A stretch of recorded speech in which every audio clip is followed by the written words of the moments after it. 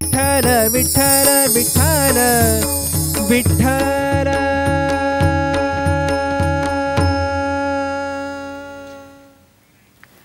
पंढरीची वारी करी वार करी, ऊन पावसाची चिंता कोण करी।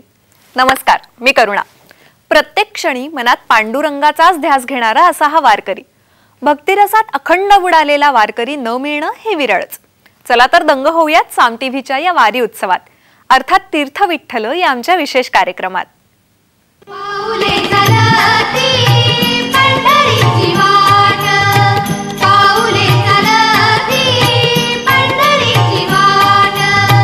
दुखी संसाराची सोडून या गाठ, पाऊले चलती पंढरीची वाट, पाऊले चलती पंढरीची वाट, पाऊले वारी सोहळ्यामधलं सगळ्यात मोठं आणि सातत्यानं चालत आलेलं आकर्षण म्हणजे रिंगण।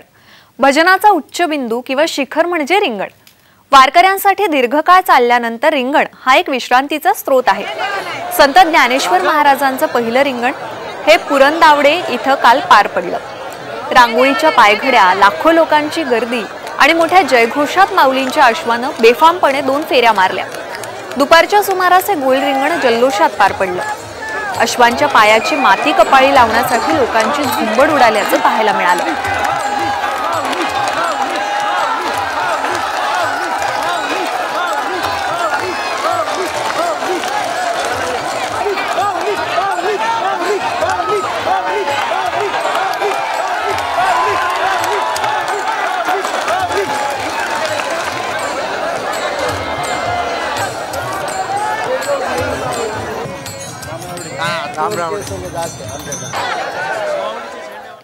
माऊलींचं दुसरं गोल रिंगण पार पडलं ते खुडूसमध्ये। रात्रभर पाऊस झाल्यानं रिंगण मैदानामध्ये चिखल झाला आणि या चिखलातही दुसरा रिंगण सोहळा हा मोठ्या उत्साहात पार पडला। माऊलींच्या अश्वानं वाऱ्याच्या वेगानं 2 फेऱ्या मारल्या। मोठा जनसागर रिंगण पाहण्यासाठी एकत्र जमला होता। रिंगण संपताच पुन्हा पावसानं जोरदार हजेरी लावली।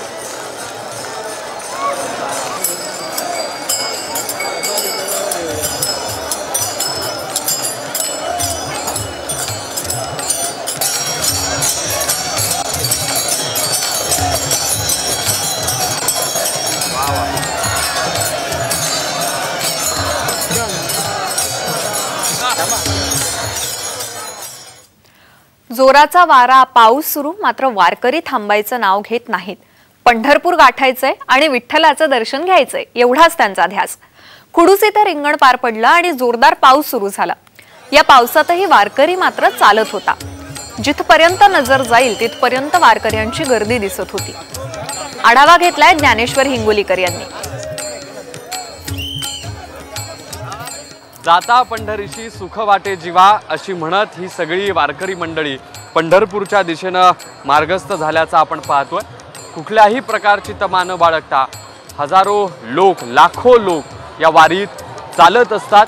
आपण ही जी दृश्य पाहतोय ही दृश्य आहेत खुडूस फाट्याजवळची। इथून आता हे सगळे वारकरी रिंगण पार पडल्याच्या नंतर पंढरपूरकडे चालताना आपल्याला पाहायला मिळतात। रिंगण पार पडलं आणि लगेचच जोरदार पावसाला सुरुवात झाली, मात्र कुठलाही अडथळा आला तरी त्याला न जुमानता हे सगळे वारकरी जे आहेत ते त्यांची वाट चालत असतात। मुखात हरिनामाचा गजर त्यांचा सुरू असतो। ऊन असेल, वारा असेल, पाऊस असेल, या कुठल्याही निसर्गाच्या पुढच्या अडचणींना हे वारकरी कधीही जुमानत नाहीत, त्याच्या पुढे ते शरण जात नाहीत। कुठलंही संकट आलं तरी हे वारकरी चालत असतात। आणि आता ही जी आपण दृश्य पाहतो हे दृश्य आहेत पावसातली। त्या पावसात हे सगळे वारकरी अखंडपणे पंढरपूरची वाट चालताना आपण पाहतोय। जिथपर्यंत नजर जाईल तिथपर्यंत हा सगळा वारकऱ्यांचा मेळा आपल्याला पाहायला मिळतोय। एकत्रितपणे समानतेची, एकात्मतेची वाट चालणारे हे वारकरी आज या पंढरपूरच्या दिशेनं पुढे जात आहेत। त्यांच्या गळ्यात टाळ आहे, हातात आपण विणा पाहतोय, खांद्यावर पताका पाहतोय आणि ही सगळी अशी जी वर्षानुवर्ष चालत आलेली परंपरा आहे ती अखंडितपणे हे वारकरी आपण पंढरपूरच्या दिशेनं मार्गस्थ झाल्याचं पाहतो आहोत। तोच उत्साह आपल्याला त्यांच्यात या पाहायला मिळतोय। आपण जर पाहिलं तर वेगवेगळ्या दिंड्या आहेत त्या एकत्रपणे चालतात आणि कुठल्याही प्रकारचे शिस्तभंग होणार नाही याची देखील हे सगळे वारकरी काळजी घेतात आणि अखंडपणे सकाळपासून रात्रीपर्यंत आपण हा सगळा जर रस्ता पाहिला तर या वारकऱ्यांच्या गर्दीने खचाखच भरल्याचा आपण पाहतो। कुठेही आपल्याला मोकळी जागा दिसणार नाही अशी ही सगळी परिस्थिती आहे। जरी पाऊस आला तरी आपापली व्यवस्था करून हे सगळे वारकरी अविरतपणे ही पंढरीची जी वाट आहे ती चालू ठेवतात आणि आपला जो भक्तीचा मेळा आहे तो अखंडपणे अविरतपणे कसा सुरू राहील याचे हे सगळे वारकरी काळजी घेत असतात। Camera person Shailesh Samit, Dnyaneshwar Hingolikar, Khudus. वारीमध्ये वृद्ध महिला, पुरुष वारकरी तरुणांनाही लाजवतील अशा आवेशात रिंगणामध्ये धावत असतात। वाटेवर चालून पाय थकतात, मग रिंगणात धावायला हे बळ येतं कुठून हे एक कोडच आहे। गोल रिंगण पार पडण्या अगोदर रिंगणातून एक आजी डोक्यावर तुळस घेऊन धावली आहे। लोकांनी टाळ्या वाजवून या आजींना प्रोत्साहन दिलंय, त्यांचं कौतुक केलंय।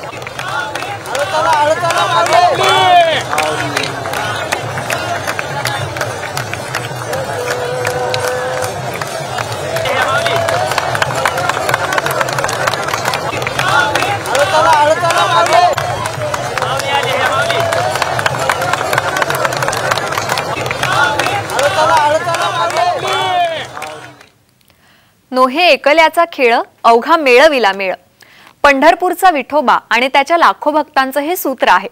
रिंगणानंतर फुगड्या घालण्याबरोबरच विविध खेळ रंगतात। वारकरी संप्रदायाचं भक्तीचं कृतिरूप म्हणजेच वारीतले हे खेळ आणि भारुडासारखं भक्तिनाट्य।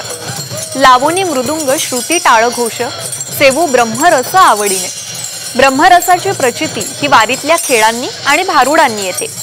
टाळाटाळी लोपला नाद, अंगोअंगी मुरला छंद अशी अवस्था या खेळांनी होते। कीर्तन आणि नर्तन दोहोंचा मिलाप वारकऱ्यांच्या भक्तिनाट्यात आहे।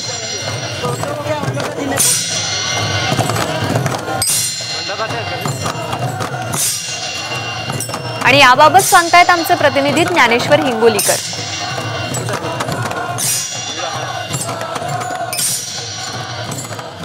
एकीकडे पाऊस सुरू आहे तर दुसरीकडे विठुरायाचा, ज्ञानोबा तुकोबाचा जयघोष सुरू आहे। मुसळधार पाऊस झाला आणि या सगळ्या पावसातही या वारकऱ्यांची ही सेवा अखंडपणे सुरू आहे। या सगळ्या वारकऱ्यांकडून नामस्मरण या सगळ्या मुसळधार पावसात सुरू आहे। खाली ज्या ठिकाणी हे वारकरी बसलेत तिथे आपण जर पाहिलं तर मोठ्या प्रमाणात चिखल आणि या सगळ्या परिस्थितीमुळे, पावसाच्या परिस्थितीमुळे ही सगळी जी माती आहे ती ओली झालेली आहे। आणि अशाही परिस्थितीत कशाचीही वारकरी तमा बाळगत नाहीत, कशाचीही वारकरी काळजी करत नाहीत। जशी घडेल तशी सेवा करण्याचा या सगळ्या वारकऱ्यांचा प्रयत्न सुरू असतो।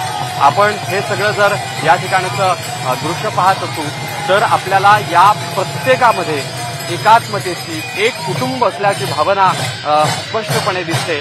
त्यांचा हा सगळा विठुरायाचा जो नामस्मरणाचा नाद आहे तो कशा पद्धतीनं घुमतोय, कसा गजर सुरू आहे ते आपण पाहतोय।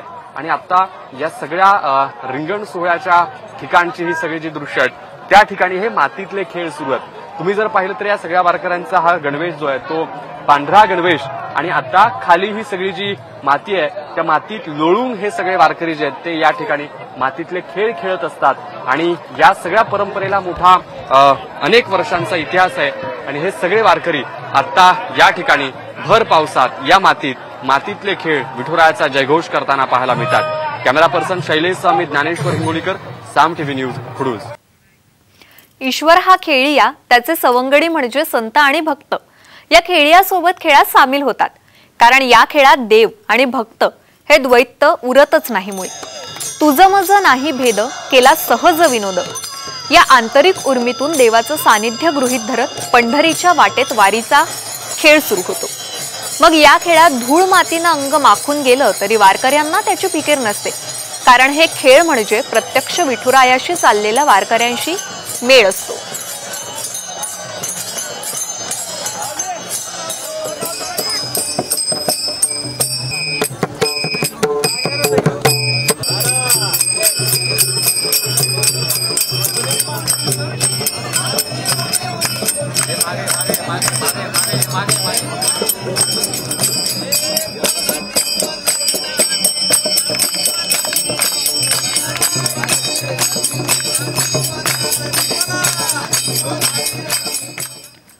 फुगडी, हमामा, विटीदांडू, हुंबरी, पिंगा इत्यादी खेळ वारीमध्ये खेळले जातात। वारीत अविरत नामसंकीर्तनाची फुगडी घातली जाते। फुगडी म्हणजे भाव आणि भक्तीचं एकात्म रूप। देहभान विसरून देवभान आणणारी ही फुगडी जीव आणि शिवाच्या ऐक्याचंही प्रतीक आहे। पंढरीच्या वारीमध्ये स्त्री पुरुष असा भेद न ठेवता वारकरी फुगड्या घालतात। या फुगडीचे 4 जणांची फुगडी, दंडमोडणी फुगडी, 2 हातांची फुगडी, बस फुगडी असे वेगवेगळे प्रकारही आढळतात। या वारकऱ्यांशी बातचीत केली आहे आमचे प्रतिनिधी ज्ञानेश्वर हिंगोलीकर यांनी। फुगडीचं महत्व असं आहे की एक माऊलीची ताकद आहे। आपण फुगडी खेळत असताना सगळं देहभान असं विसरून फुगडी खेळत असताना माऊलीच्या वाटेने कुठलाही त्रास नाही। इतके लाखो लोक आहे, आता नेमकंच फुगडी खेळलो तरी सुद्धा 5 किलोमीटर आम्ही चालत जातो, तर आम्हाला कसलाही अशी फुगडी ही लोक परंपरा आहे आणि फुगडी खेळत असताना जी ऊर्जा मिळते ती खरं माऊलीमुळे मिळते, संतांमुळे ही आपली ऊर्जा मिळते। तुकोबारा असतील, माऊली असतील, गोरोबा काका असतील, फुगडी ही लोक परंपरा आलेली आहे, संतापासून आलेली आहे। नाचू कीर्तनाच्या रंगी, ज्ञानदीपन लावू जगी, म्हणजेच आम्ही फुगडी खेळू, फुगडी खेळत खेळत विठोबाच्या दर्शनाला जाऊ, अशी ही संत परंपरा आहे। म्हणून फुगडी खेळत असताना आम्हाला कुठलाही देहाचा म्हणजे देहच नाही असा आमचा विसर होऊन जात असतो, देह अभिमान कुठलाही राहत नाही। आज माऊलींच्या ह्या सोहळ्यामध्ये लाखो हजारो असणारे भाविक आळंदी ते पंढरपूर माऊलींच्या सानिध्यामध्ये भजनाचा आनंद असू द्या, फुगडीचा आनंद असू द्या, अर्थात भारुडाचा आनंद असू द्या, हा प्रत्येक आनंद घेत घेत भगवान परमात्म्याच्या सानिध्यामध्ये अर्थात पंढरपूरला जातात। जी आस आळंदीमधून लागलेली आहे की आपण केव्हा पंढरपुराला जातो आणि पांडुरंग परमात्म्याला भेटतो, ती आज आता काहीच किलोमीटर गेल्यानंतर ती पूर्ण होणारी अशी आस आहे आणि हा भक्तीचा सुंदर असा आनंद आपल्याला या ठिकाणी भोगायला भेटला। रामकृष्ण। आपण जर पाहिलं तर विसाव्याला थांबला होतात आणि सगळे फुगडीचे खेळ सुरू होते, काय आनंद वाटतो, कशा पद्धतीने ही सगळी परंपरा? कारण वारी ही जी परंपरा आहे तर या वारीमध्ये कायिक तप होतं, वाचिक तप होतं, मानसिक तप होतं आणि वारीमध्ये शारीरिक व्यायाम होतो, मनाला समाधान मिळतं, बुद्धीला त्या ठिकाणी संवेदना मिळतात आणि म्हणून हा ज्ञानेश्वर महाराजांनी हैबतबाबांनी सुरू केला जो पालखी सोहळा आहे, या सोहळ्यामध्ये पांडुरंगाची सर्वांना काय खूप ओढ लागलेली आहे आणि म्हणून वारकरी संप्रदायामध्ये फुगडी, पावल्या हे एक वारकरी सांप्रदायिक खेळ असल्यामुळे सगळे वारकरी भजनामध्ये या खेळामध्ये रंगून जातात आणि त्याच्यामुळे काय होतं की देहभाव सर्व त्यांचा विसरून जातो। म्हणून गाये नाचे उडे आपुले छंदे आणि मनाचे आनंदे आवडीने, आणि म्हणून हा सोहळा या ठिकाणी फुगडी सुरू झालेली आहे आणि अनेक ठिकाणी आता या ठिकाणी रिंगणही होत आहे आणि म्हणून आपापल्या दिंड्या आपापल्या ठिकाणी या ठिकाणी भारुडाचे कार्यक्रम, फुगडी कार्यक्रम करत आहेत। आषाढी अवघ्या काही दिवसांवर आली आहे, त्यामुळे पंढरपूरमध्ये आषाढी यात्रेच्या पार्श्वभूमीवर दर्शन घेण्यासाठीच्या रांगेची तयारी ही आता पूर्ण झाली आहे। ऊन, वारा, पाऊस यांपासून भाविकांना संरक्षण मिळावं यासाठी मंदिर समितीनं 10 पत्राशेड तयार केलेत। यामध्ये जवळपास 20 ते 25 हजार भाविकांची सोय होणार आहे। दर्शन रांगेच्या तयारीचा आढावा घेतलाय आमचे प्रतिनिधी भारत नागणे यांनी। आता कोठे धावे मन तुझे चरण देखील या भावनेने लाखो भाविक भक्त विठ्ठलाच्या चरणस्पर्श दर्शनासाठी पंढरपूरमध्ये आता दाखल होत आहेत। आपण बघतो की दर्शनासाठी येणाऱ्या सर्व भाविकांना दर्शन रांगेची व्यवस्था व्हावी यासाठी मंदिर समितीने 10 पत्राशेडची निर्मिती केलेली आहे।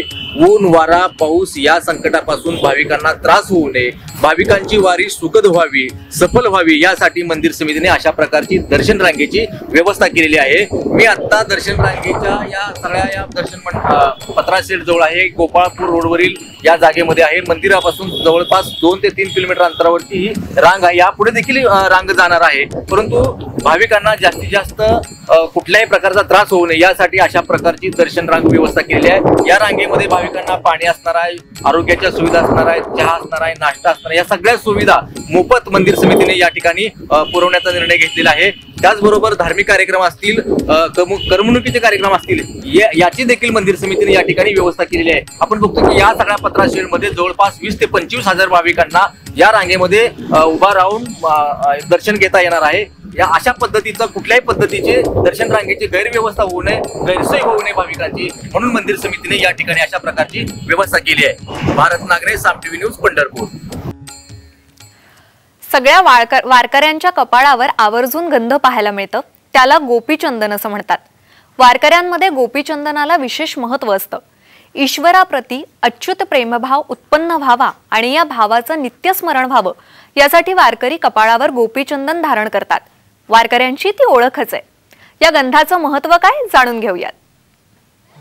वारीमध्ये वेगवेगळ्या ठिकाणांहून वेगवेगळी भाषा बोलणारे, वेगवेगळे पोशाख घालणारे लोक दिसतात, पण वारीमध्ये सामील झालेल्या प्रत्येक वारकऱ्यामध्ये एक कॉमन गोष्ट असते, ती म्हणजे त्यांच्या कपाळावरचं गंध. तर आपण पण सगळ्यात आधी हे गंध लावून घेऊया.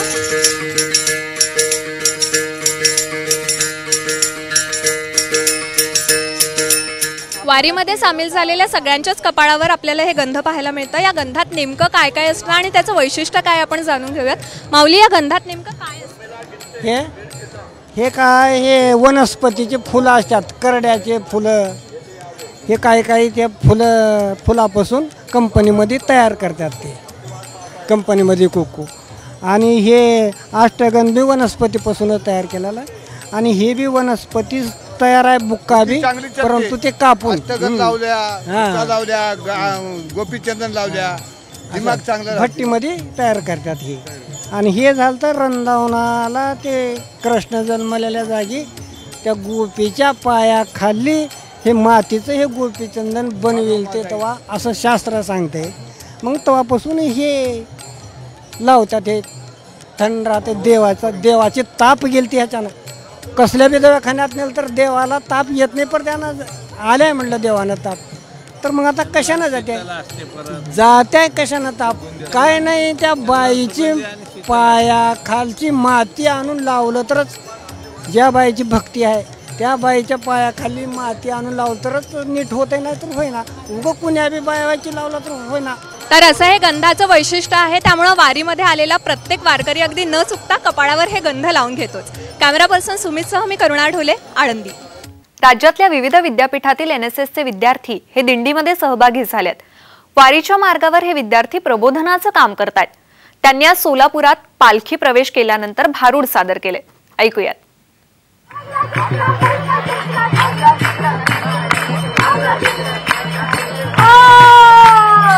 सावित्रीबाई फुले पुणे विद्यापीठ पुणे ही वारी चालू वर्षीची वारी चाललेली आहे. आणि ही लोकशाहीची वारी, आणि ही माझ्या आता नवऱ्याला म्हणजे दाद्याला आवाज देते. सकाळपासून पूजा केला काय माहीत नाही. बांशीचे बाबा, बांशीचे बाबा,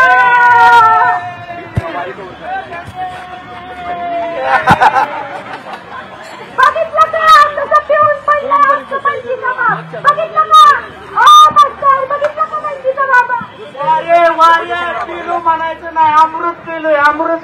बघितलं का? दारू पिऊन पडतोय आणि सांगतोय काय अमृत पिऊन पिलोय. आज माझ्या नशिबी हेच आहे. आमचं 4 वर्षाचं पोरगं आहे, त्याचं शिक्षण राहिलं बाजूला, आपण ह्यालाच रोज प्यायला पैसे द्यायला लागतात. कुठं दिल्यात?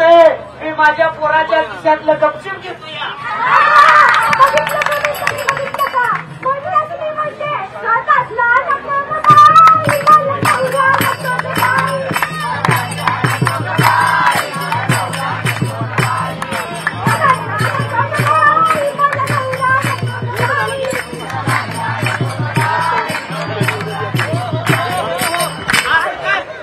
झाल्यापासून असं काय तुला त्रास दिला सांग बर? घराचं भाजीपाला दिला नाही, गेल मिरची दिली नाही का, तुला दिवाळाला मायाराला लावलं नाही का? पण नको म्हणती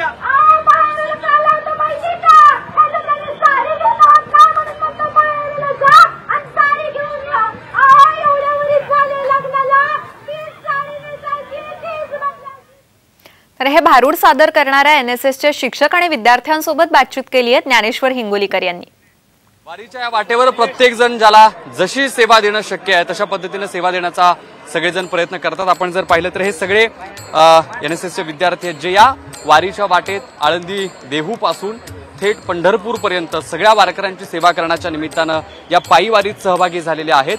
या सगळ्या निमित्तानं आपल्यासोबत या NSSचे जे प्रमुख आहेत त्यांच्यासोबत आपण बोलण्याचा प्रयत्न करणार आहोत. या सगळ्या वाटेत कशा पद्धतीने तुमचा हा सगळा प्रवास सुरू आहे, काय अनुभव येत आहेत, कशा पद्धतीने हे विद्यार्थी मदत करतात? सर, पुणे ते पंढरपूर सावित्रीबाई फुले पुणे विद्यापीठाची ही जी वारी आहे, या वारीमध्ये एकूण 8 विद्यापीठातील 170 स्वयंसेवक सहभागी झालेले आहेत. ज्यावेळेस आम्ही पुण्यावरनं निघलो त्यावेळेस दिवे घाटामध्ये या सर्व विद्यार्थ्यांनी पोलीस मित्र म्हणून पूर्ण दिवे घाट एक सायकलची चेन C शेपमध्ये चेन करून पोलिसांना मदत केली. त्याचबरोबर पुढं आल्यानंतर आम्ही लोणंद पालखीतळ स्वच्छ केला. त्याच्यानंतर तरडगाव पालखीतळ स्वच्छ करून काल पलटण पालखीतळ स्वच्छ केला. दरम्यान चांदोबाचा लिंब येथे सर्व वारकऱ्यांच्या पायाची मॉलिश करणं, त्या वारकऱ्यांना जे हरवलेले वारकरी आहेत त्यांना त्यांच्या दिंडीपर्यंत पोहोचवणं, त्याचबरोबर जे काही वारकरी आहेत रांगोळी म्हणून रांगोळी काढणं, समाज मंदिराच्या तिथं पोलीस मित्र म्हणून काम करणं व निवडणूक साक्षरता वेळोवेळी ज्या ठिकाणी आम्हाला संधी सापडते त्या ठिकाणी आम्ही या पथनाट्य व भारुडाच्या माध्यमातून निसर्गवारी, निर्मलवारी, लोकशाहीची जागरूकता करण्याचा प्रयत्न वेळोवेळी करत आहोत. वारकरी संप्रदायामध्ये बाह्य रंगाला जितकं महत्त्व आहे तितकंच महत्त्व अंतरंगाला देण्यात आलंय. स्वतःला वारकरी म्हणून सिद्ध करण्यासाठी विष्णुमय जग वैष्णवांचा धर्म, भेदाभेद भ्रम अमंगळ या तुकारामांच्या भूमिकेला अनुसरून वारकऱ्यांचं वर्तन असावं असं म्हटलेलं आहे. वारकऱ्यांच्या अंतरंगाबद्दल सांगतायत वारकरी संप्रदायाचे अभ्यासक जयंत देशपांडे. रामकृष्ण हरी. आपण यापूर्वी एकदा चर्चा केली होती वारकऱ्यांच्या बाह्यरंग लक्षणांची. आता आपण बघूयात वारकऱ्यांची अंतरंग लक्षणे म्हणजे नेमकं काय. वारकऱ्यांच्या अंतरंग लक्षणाची जी आचारसंहिता आहे ती घालून दिलेली आहे संप्रदायांनी आणि संप्रदायामधील संतांनी. वारकरी कसा असावा त्याच्या संबंधीचं चिंतन करताना तो वारकरी निका असावा अशा प्रकारची भूमिका मांडली आहे. निका म्हणजे अत्यंत स्वच्छ, निर्मळ अशा प्रकारचा तो वारकरी असावा. आणि तो तसा असायचा असेल तर बाह्यरंग लक्षणांच्या सोबत त्यांनी अंतरंग लक्षणे देखील आत्मसात केली पाहिजेत ही संप्रदायाची भूमिका आहे. अंतरंग लक्षणांची चर्चा करताना जगद्गुरू तुकोबारायांनी अत्यंत साध्या पद्धतीने ती लक्षणं मांडली आहेत. विष्णुमय जग वैष्णवांचा धर्म, भेदाभेद भ्रम अमंगळ अशा प्रकारचा तो अभंग आहे. आणि त्यात ते म्हणतायत की वारकरी कसा असला पाहिजे, त्याचा अंतरंग कसा असलं पाहिजे. विष्णुमय जग, मुळातच हा संप्रदाय अद्वैत सिद्धांतावरती आधारित आहे. एकोहम बहुश्याम म्हणून भगवंतांनी ही सृष्टी निर्माण केली अशी या संप्रदायाची भूमिका आहे. त्यामुळं माझ्याशिवाय जे इतर जीव आहेत, प्राणीमात्र आहेत, चेतन अचेतन सृष्टी आहे त्यांच्या संबंधी माझी भूमिका काय असली पाहिजे. विष्णुमय जग, सर्वत्र विष्णू व्यापून आहे, सर्वत्र भगवंत व्यापून आहे, प्रत्येकाच्या अंतःकरणात भगवंत आहे अशा प्रकारची भावना असणं हे एक मोठं अंतरंग लक्षण तुकोबाराय या ठिकाणी सांगतात. भेद